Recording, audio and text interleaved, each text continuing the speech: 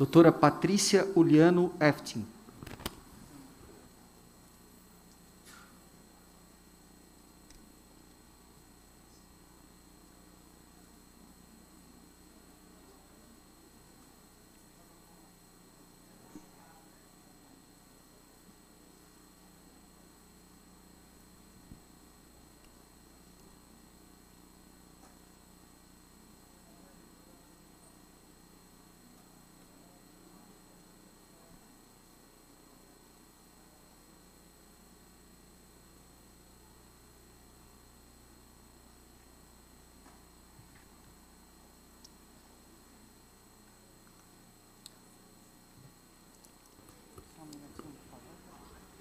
Doutora Patrícia, boa tarde. Boa tarde. Você tem 5 minutos para responder a primeira pergunta, junto com a sua apresentação, tá? Mas não se preocupe, porque o tempo de 5 minutos ele será acrescido do tempo de 15 e a gente vai emendar o tempo aqui.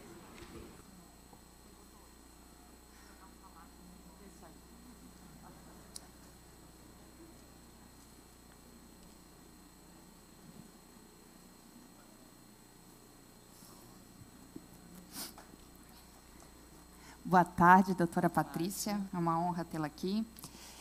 O questionamento é sobre compromisso com o regime democrático e com a defesa e valorização da advocacia. E diz o seguinte: o CPC 2015 criou a figura dos honorários recursais, por meio do qual se tornou possível majorar os honorários sucumbenciais fixados em sentença, remunerando o advogado pelo trabalho desempenhado nos tribunais. Se observa que, em alguns tribunais, tem-se, no entanto, majorado a quantia em valores módicos.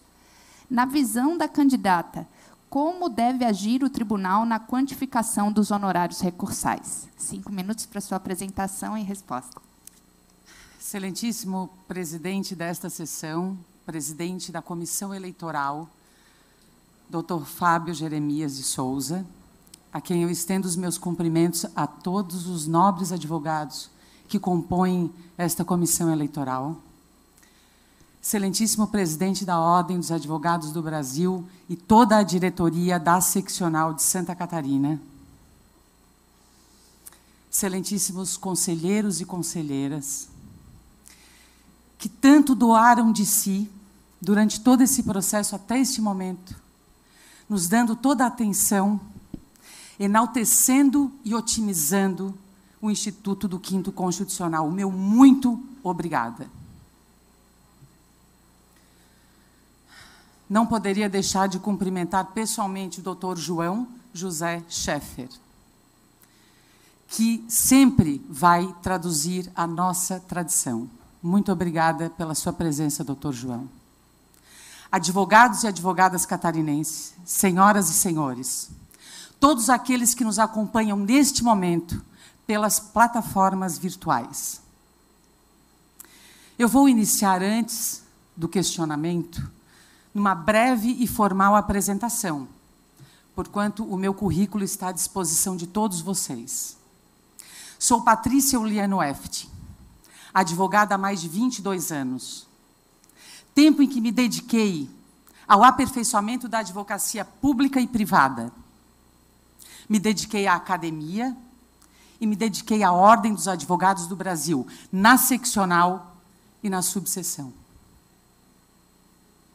Eu trago em meu currículo títulos que me orgulham: especialização, mestrado, obras publicadas, menções honrosas, mas nada me honra e me emociona mais do que estar aqui hoje, oferecendo o meu nome à Ordem dos Advogados do Brasil. Quanto ao questionamento referente aos honorários e às decisões dos tribunais, eu peço vênia para dizer que regrar sobre honorários advocatícios nada mais é do que otimizar o princípio da democracia. Porque o princípio da democracia, além de outros que eu não desconsidero, ele se constrói em cima de 3 pilares fundamentais, ao meu ver. Respeito às instituições democráticas. Quando eu coloco em risco ou em xeque as instituições democráticas, eu estou na antessala de um regime autoritário. Respeito, e aqui eu vou invocar, peço vênia invocar Aristóteles, que disse o quê?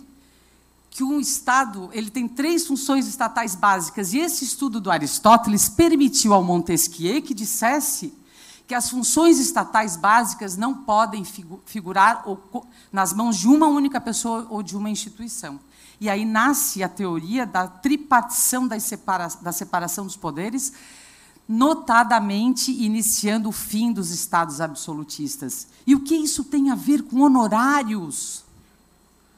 Tem a ver com honorários porque a advocacia é uma das funções essenciais à justiça. E quando eu respeito a verba alimentar, que só há tão pouco tempo uma súmula vinculante para dizer que honorários do advogado têm natureza alimentar, honorários do advogado é uma das razões do exercício das prerrogativas da advocacia. Não são apenas honorários de um advogado. Quando eu desrespeito o Código de Processo Civil, que, ao meu ver, enalteceu sobremaneira as nossas prerrogativas, eu não enalteço e não luto pelos meus honorários. Eu enalteço e luto por toda uma instituição, em que pese todo o meu respeito para quem pense o contrário, relativizar o que está regrado no artigo 85 do CPC é desrespeitar as prerrogativas da advocacia.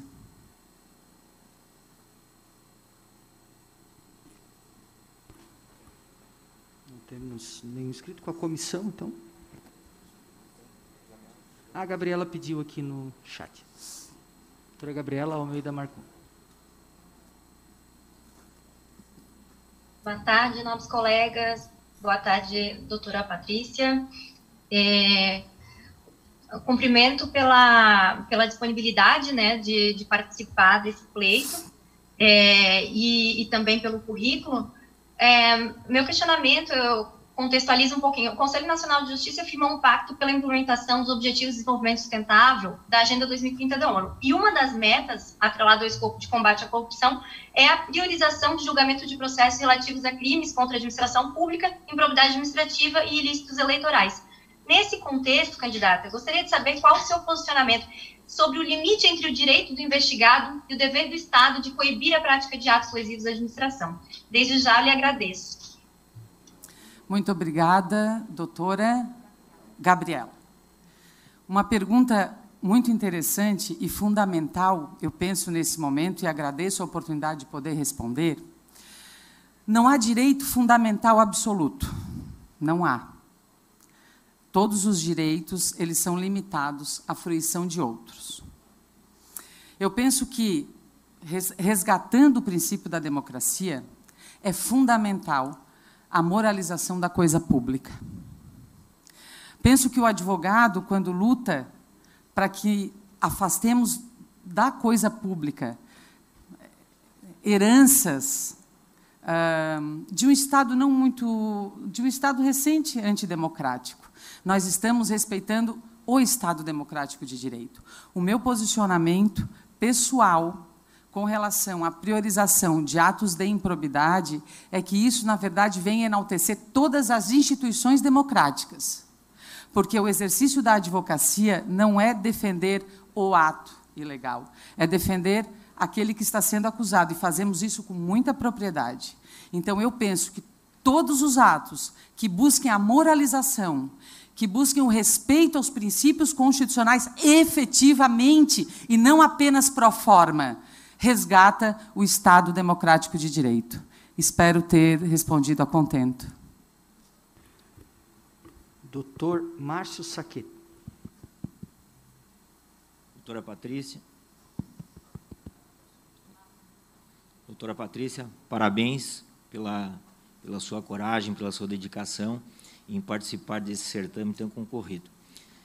A minha pergunta é bem simples, né, para a doutora, porque aqui esse momento é para a gente, obviamente, conhecer um pouco mais a doutora e saber das suas intenções, principalmente da sua posição ou do seu comportamento, se eventualmente for alçada ao cargo de desembargador pelo 5º Constitucional. Todos nós aqui, e obviamente a doutora também, reconhece a importância do 5º Constitucional, tanto é que a doutora está aqui participando desse certame. Mas a minha pergunta é bem objetiva e bem simples. Por quais motivos que a doutora entende e reconhece a importância do 5º Constitucional para o nosso sistema de justiça? Muito obrigada, doutor, pela pergunta. As perguntas não são fáceis de responder, porque, em determinados momentos, a gente se preocupa no que o conselheiro, que a gente está aqui pedindo voto, vai pensar, mas eu tenho que falar a verdade. Representar a Ordem dos Advogados do Brasil, pelo 5º Constitucional, num tribunal brasileiro, é muita responsabilidade. Ainda que nós estejamos lá exercendo uma função diferente da que exercemos até então como advogados, a nossa alma de advogado não pode ser esquecida, nem mesmo as nossas dificuldades enquanto no papel da advocacia. Porque se nós esquecermos o que nós passamos enquanto advogados, a natureza jurídica constitucional do 5º se esvai. Porque por que existe o 5º? Quando o artigo 94, se eu não me engano, da Constituição, diz que 1/5 dos tribunais serão compostos por membros que venham da advocacia e por membros que venham do Ministério Público, ele está otimizando o Estado democrático na possibilidade da coexistência de ideias diferentes e formação intelectual diferente. Então, ainda que o nobre colega advogado, e aqui eu aproveito e peço vênias por não ter cumprimentado todos os meus colegas, a satisfação que é de estar aqui com vocês nesse processo histórico. Qualquer um de vocês que seja nomeado para o cargo de desembargador não poderá esquecer nunca qual carreira o levou a integrar aquela egrégia corte. E aqui eu vou plagiar um dos nossos conselheiros. Qualquer um que seja nomeado vai estar entrando no tribunal pela porta constitucional do 5º. E vai ter que manter na sua postura toda a sua alma e levar, e aqui eu vou pedir vênia para dizer a responsabilidade de quem se oferece a participar do 5º e de quem participa do processo de escolha. Eu vou citar Teori Zavascki, eu vou citar Oswaldo Aranha Bandeira de Melo, Araquém de Assis, Humberto Martins. Eu só citei esses nomes para que a gente possa ressaltar a importância desse instituto e desse processo que nós estamos vivenciando. E a responsabilidade de levar no nosso currículo o nome da instituição. Porque qualquer um que chegue lá não pode esquecer que você ingressou no Egrégio Tribunal de Justiça de Santa Catarina, escolhido por conselheiros da Ordem dos Advogados do Brasil, da Seccional de Santa Catarina, e vai levar no seu currículo. E eu digo a vocês, excelências, eu me sinto preparada, com ética, técnica, sem esquecer a combatividade da advocacia, de representar a Ordem dos Advogados no Tribunal de Justiça e assumo perante vossas excelências e todos os advogados catarinenses que estejam me ouvindo a responsabilidade de levar o nome da Ordem no meu currículo. E fico à disposição para ser questionada sempre. Se algum dia, porventura, e aqui eu o digo apenas para poder argumentar, eu ousar esquecer de onde eu vim. Doutora Isabela? Boa tarde, doutora Patrícia. É uma satisfação e meus parabéns pela sua apresentação. É uma satisfação conhecê-la pessoalmente. Eu vou fazer uma pergunta, na verdade, não é tão técnica. A pergunta é simples, talvez a resposta seja um pouco mais complexa.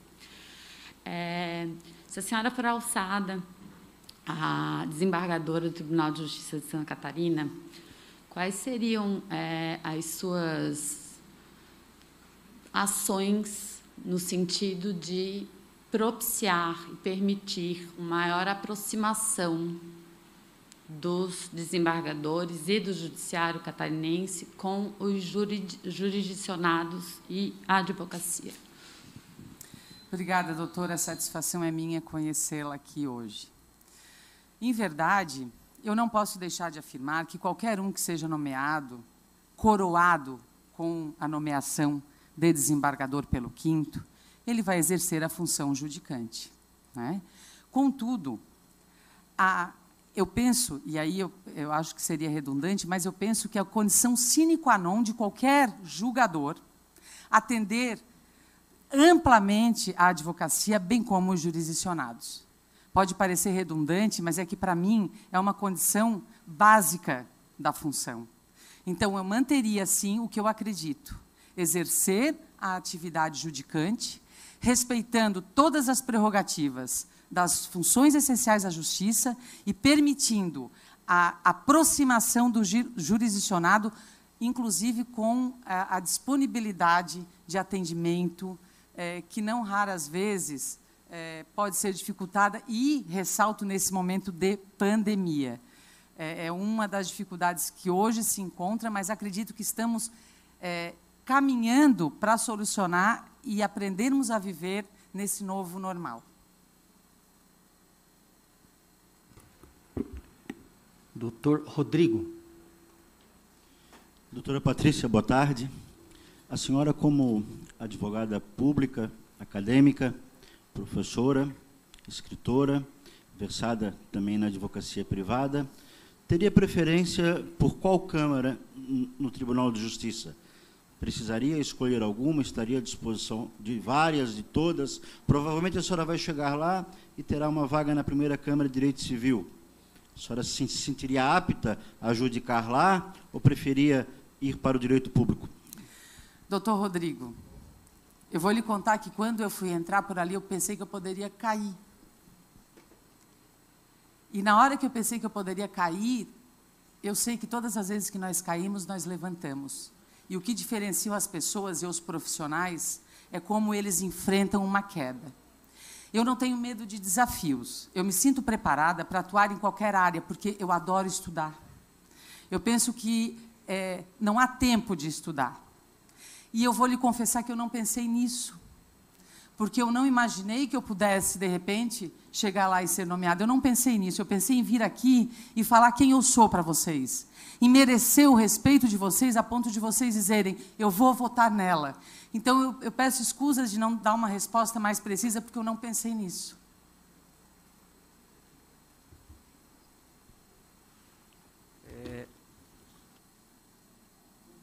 Doutor Renato Cepeda.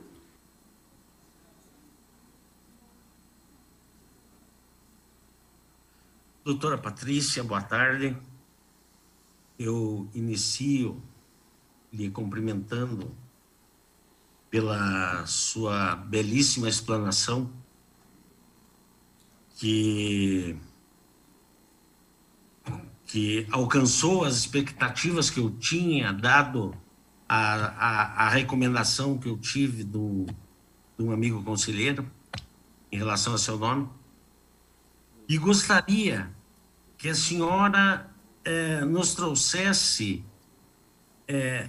no seu entendimento, alçada ao cargo de desembargadora, em que poderia a senhora contribuir para que, na judicação de primeiro grau, houvesse uma maior aproximação entre o advogado e o magistrado. Porque hoje nós vemos que, diferentemente do que foi antigamente, quando eu falo antigamente, quando eu iniciei na advocacia, e isso já fazem 30 anos, quando nós despachávamos, às vezes, muitas vezes, diretamente com o juiz, e ele despachava, como foi dito nessa tribuna, a caneta na frente do advogado. Hoje em dia, esse acesso está muito mais difícil, e quando muito, chegamos até o assessor. Então, eu queria da senhora, como a senhora poderia contribuir para mudar essa situação. Obrigado.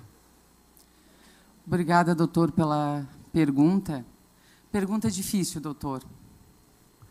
Mas eu penso que uma atuação efetiva no tribunal, junto com a administração, junto com a ordem, e agora eu aproveito aqui para parabenizar os trabalhos feitos junto aos tribunais, Tribunal Regional do Trabalho, Tribunal Superior do Trabalho, Tribunal de Justiça, aproximando cada vez mais a advocacia.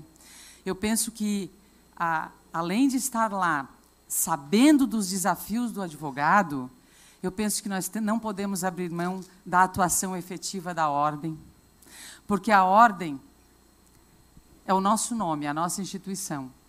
Então, através da ordem, usar os desembargadores que chegaram naquela egrégia corte pelo 5º para uma movimentação efetiva de questões pontuais, notadamente, usando a pandemia, nessas questões de atendimento virtual, algumas dificuldades no agendamento, algumas dificuldades que não necessariamente dependem da boa vontade ou não do membro da magistratura. Mas eu acredito até de alinhar isso e pedir que a ordem, junto com a presidência do tribunal, consiga trazer ferramentas para agilizar essa situação. Doutor, eu penso que todo advogado que foi alçado, eu não digo alçado, foi uma palavra muito infeliz, eu digo coroado ao cargo de desembargador, levando o nome do 5º, tem que estar aqui, e é por isso a minha reverência ao doutor João José Scheffer, que todas as vezes que eu chego nessa casa, ele está aqui nos representando, e aquele que chegou no tribunal pelo 5º tem que retornar a essa casa, tem que estar aqui nas votações para o 5º, tem que participar com a presidência, tem que estar atuante, permitindo essa aproximação. E aqui eu vou ressaltar, se vocês me permitem, como deveria ser a relação entre funções essenciais da justiça e poderes constituídos.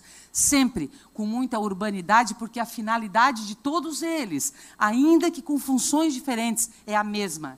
É a efetivação da justiça. E se todos têm a mesma finalidade, precisamos alinhar essa atuação a ponto de chegarmos a um contento. Doutor Catani. Boa tarde, doutora Patrícia. Tudo bem? Desculpa perder o início do seu pronunciamento. Doutora Patrícia, eu já escutei de vários candidatos e faço uma pergunta também pela referência que Vossa Excelência fez. Estou aqui fazendo a pergunta como se Vossa Excelência já estivesse na condição de desembargadora. Há uma certa referência de todos, dos desembargadores que ingressaram pelo 5º Constitucional, aqueles que eram advogados estão no 5º Constitucional, muito embora isso não vá fazer diferença, porque quando a senhora for desembargadora, a senhora vai estar na condição de igualdade com qualquer um deles. A pergunta é, a senhora se sente preparada, não para convencer ou para tomar apoio dos desembargadores alçados pela condição do 5º Constitucional, mas de todos os desembargadores, aqueles que vieram da Justiça de primeiro grau, para atenderem os pleitos dos advogados, porque nós não podemos depender de uma briga exclusiva, de uma luta exclusiva à proteção dos advogados e dos jurisdicionados, apenas dos desembargadores alçados pelo 5º. A pergunta é que se Vossa Excelência precisa não convencer aqueles que saem dessa casa, mas aqueles que não fazem parte dessa casa, que precisam não proteger só os advogados, mas o judiciário de uma forma geral. Obrigada, doutor Catani. É uma honra responder a sua pergunta. Em verdade, eu me sinto tão preparada, doutor, e eu agradeço a essa preparação à advocacia. Conversar em pé de igualdade com membros do tribunal, argumentando as dificuldades da advocacia e a necessidade de algumas melhorias, será um desafio, como estar numa tribuna, numa sustentação oral, argumentando e defendendo o meu cliente. Ainda que a ordem não vá configurar um cliente, mas foi a instituição que me levou até lá e eu vou precisar advogar, em nome da ordem, com os meus pares, trazendo a eles a realidade e a própria natureza do 5º, que esse é o meu papel. Em 1934, quando foi inserido na primeira Constituição o modelo de 5º Constitucional, a intenção era permitir que chegue alguém lá que diga como é estar do outro lado. E eu me sinto preparada, porque mais de 20 anos advogando, lutando, defendendo, perdendo, eu fui me aperfeiçoando na arte do argumento. Argumento com propriedade, argumento com técnica. E acredito que possa, sim, fazer a diferença na hora de chegar numa presidência do tribunal e levar a eles as necessidades trazidas pela nossa instituição até aquela corte. Doutora Patrícia, você tem... os que se inscreveram automaticamente ficam inscritos para... Tem mais alguém? Mas o Fernando... É que tem 2 inscritos no chat. Aí a gente faz o seguinte, aí a gente deixa esse tempo final para a doutora Patrícia fazer as suas considerações e os colegas ficam automaticamente inscritos para a próxima sabatina.